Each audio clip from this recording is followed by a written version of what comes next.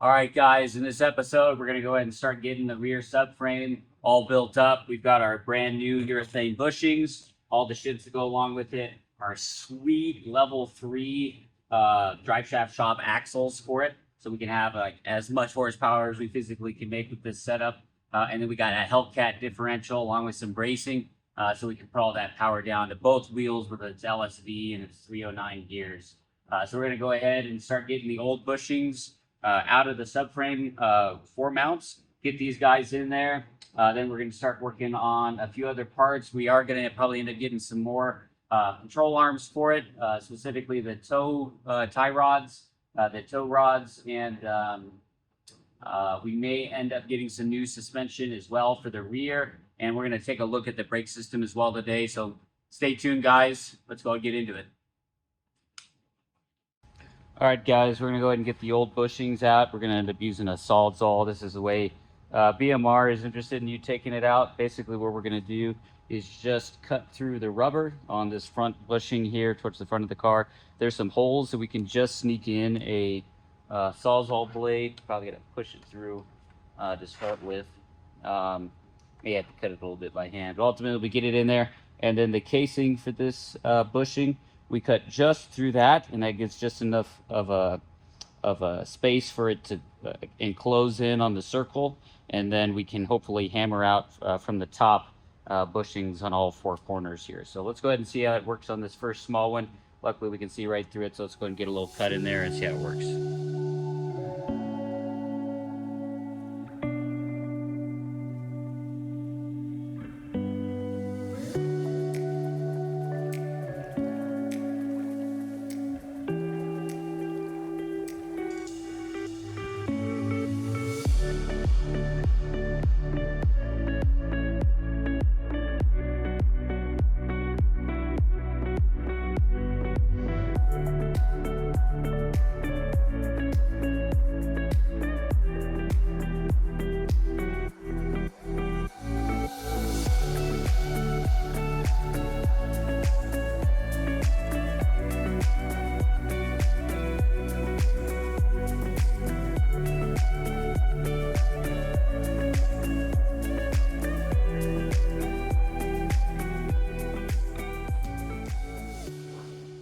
All right, guys, we were able to get out all 4 of the bushings.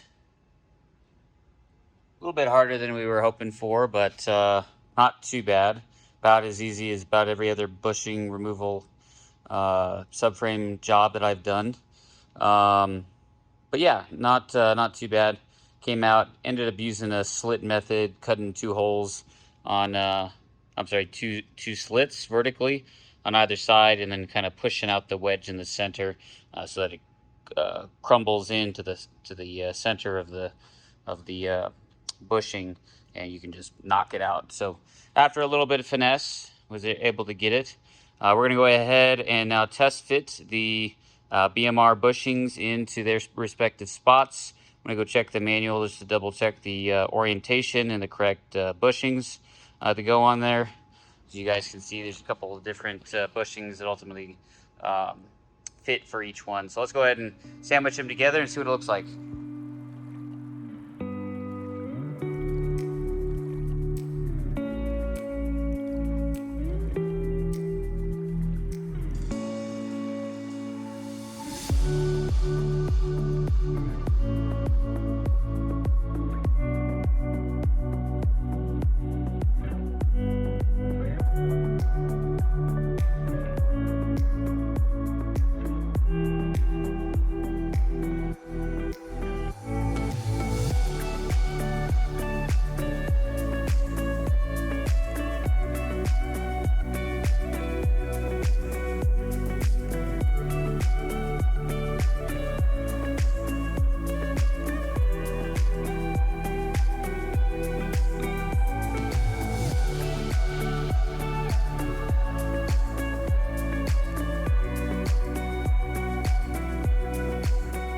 right, guys, we got the bushings in. Super good looking. Now the front ones have a notch on the front. I'm going to end up flipping the tie rod bolt on this side on both of the fronts there. But I got this bushing in and that bushing in. So I got a bunch of silicone grease on there, some super lube. Should be hopefully pretty squeak free. Before we throw the subframe finally back in the car, we might grease these up a little bit more. We'll see here. I might grab some more grease. But yeah, super easy, honestly, install for these BMR bushings, other than taking out the whole subframe. But we were doing that one way or another. So glad that we got these guys in there. Now the poly bushings that would typically be run like these from like White Line or BMR here.